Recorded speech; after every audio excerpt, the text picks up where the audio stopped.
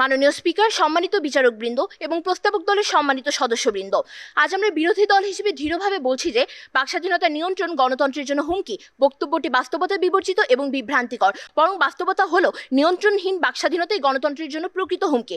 আমাদের মূল অবস্থান এখানে খুবই স্পষ্ট। যে ব্যক্তি এমন কোনো বিতর্কিত বক্তব্য দেয় যা দাঙ্গা, সহিংসতা বা রাজনৈতিক অরাজকতা সৃষ্টি করতে পারে, তাকে অবশ্যই জবাবদিহিতার আওতায় আনতে হবে। গণতন্ত্রে বাকস্বাধীনতা যেমন আছে, ঠিক তেমনই তার সাথে দায়িত্বও আছে। নিয়ন্ত্রণ বলতে এখানে কি বোঝানো হয়েছে সেটা আমাদেরকে খুব ভালোভাবে বুঝতে হবে। নিয়ন্ত্রণ মানে সমালোচনার কণ্ঠরোধ করা নয়, বরং এর অর্থ হলো আইনগত, নৈতিক ও সাংবিধানিক সীমারেখা নিয়ন্ত্রণ। বিশেষ করে ঘৃণামূলক বক্তব্যের বিরুদ্ধে, মর্যাদাহানিকর বক্তব্যের বিরুদ্ধে, ভুল ও বিভ্রান্তিকর তথ্য ছড়ানোর ভিত্তিতে। সম্পূর্ণ অবাধ বাকস্বাধীনতা গণতন্ত্র ধ্বংস করতে পারে।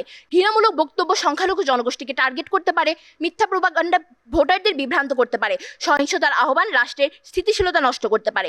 এই পরিস্থিতিতে জনগণের স্বাধীন মত প্রকাশ নয়, বরং ঘৃণা, অরাজকতা ও বিশৃঙ্খলা তৈরি হয়। রেডিও টেলিভিশন লিব্রে দে মিলস কলিন্স থেকে ঘৃণামূলক বক্তব্য সরাসরি গণহত্যার প্ররোচনা দেয়। ইউএন রিপোর্ট অনুযায়ী মিডিয়া স্পিচকে এখানে উইপেন হিসেবে ব্যবহার করা হয়েছিল। গণতন্ত্র বিশৃঙ্খলা ও ঘৃণার উপর ভিত্তি করে টিকে থাকতে পারে না। তাই গণতান্ত্রিক প্রতিষ্ঠান ও নাগরিকদের সুরক্ষার জন্য কিছু নিয়ন্ত্রণ অবশ্যই অপরিহার্য।